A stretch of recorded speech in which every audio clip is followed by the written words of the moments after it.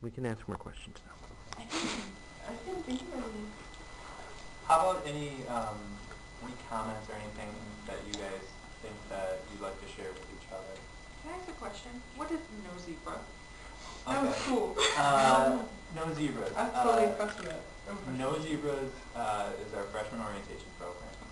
And what we talk about is a bystander mentality.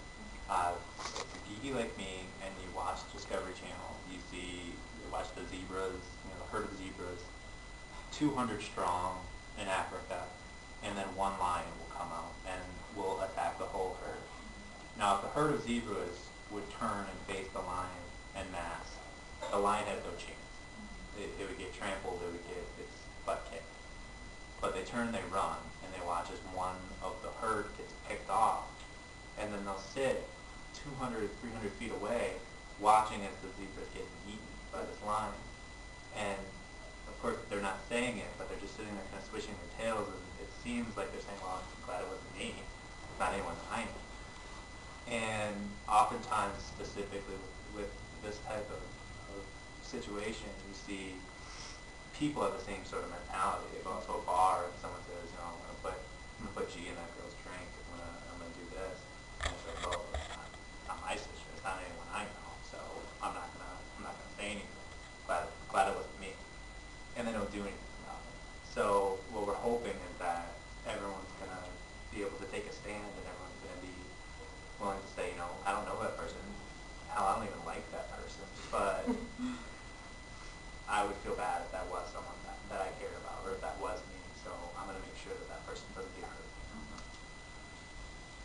If someone does come to us and they were assaulted, but they're not out yet, and they don't feel comfortable going to SAPA or going to counseling, what can we do to make them feel better? That's a really good question. And they don't want to come out. Yeah, that's a concern specifically catered to communities where outing is a big issue.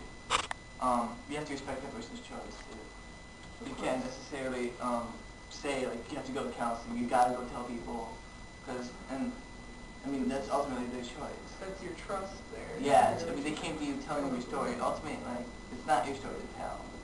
They can come to you and you can listen, but you can't go spreading that.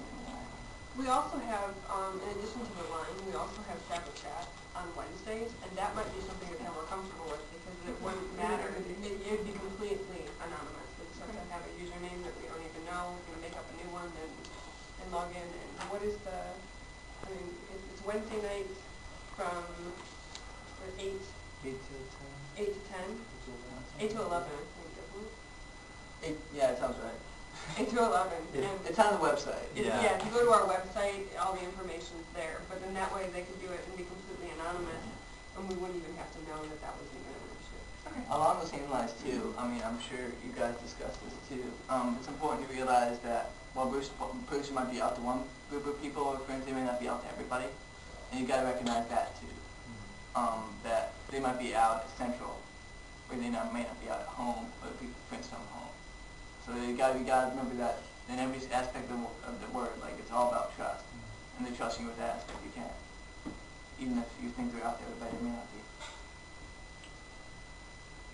What should we do if our mentee shows signs of aggression or is using racist or sexist language?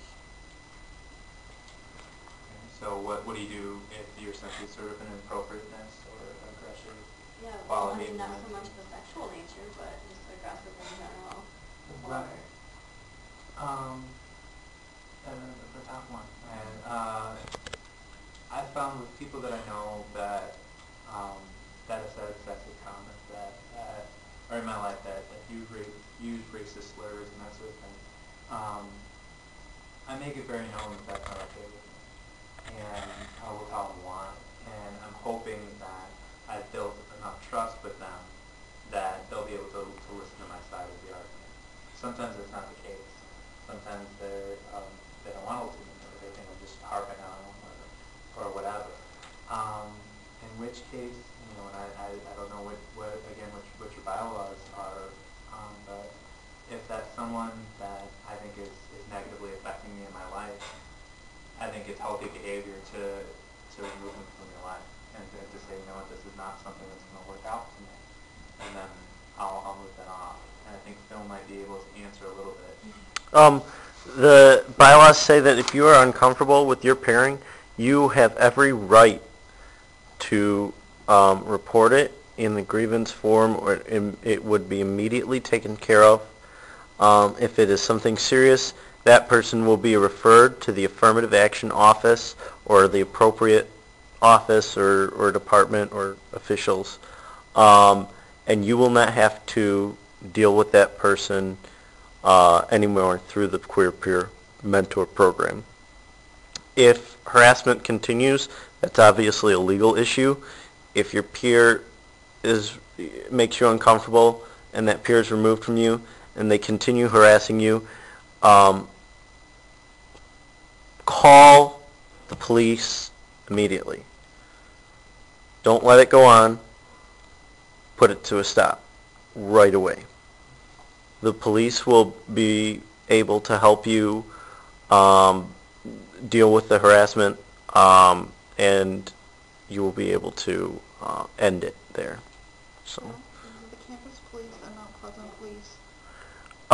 We have. Of Queer Peer. Yes, we have a relationship with the CMU Police Department.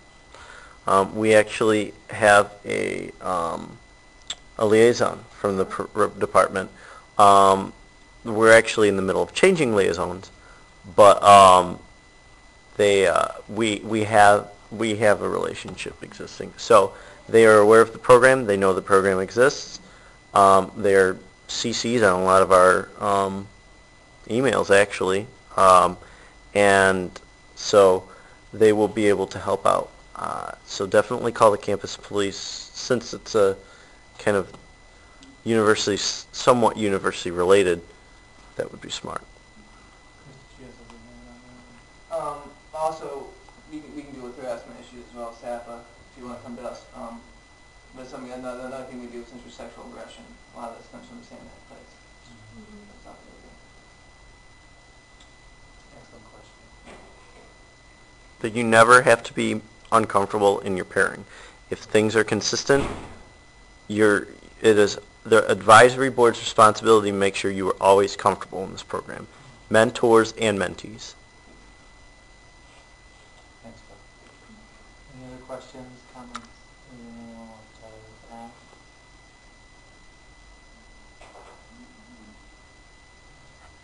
I think we're going to call it right there. Thank you guys very much for doing what you're doing. Thank you.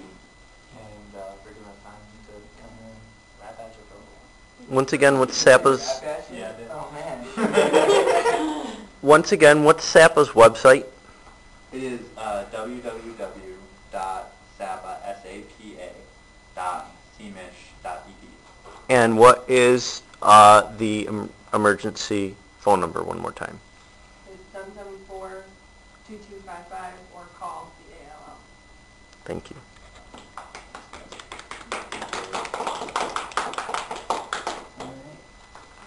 Good luck with everything, guys. Thanks. Thank you. No problem. Thank you. Thanks. It means a whole lot. Before I quit taping, no one's face except for the SAPA's was on the videotape. But if you are uncomfortable, and mine, if you're uncomfortable, part of my face. If you're uncomfortable with having anything you've said here on the tape, I can remove it. I'm good. I'm good. So if you don't want to tell me now, email me, vp@cmugsa.org, or go through your Queer Peer Handbook and email the email on there, info@queerpeer.cmugsa.org, also goes to me. And I will remove whatever you said, because I can recognize everyone's voices, and it won't be on the training tape. Thank you for coming. But it's ending, so.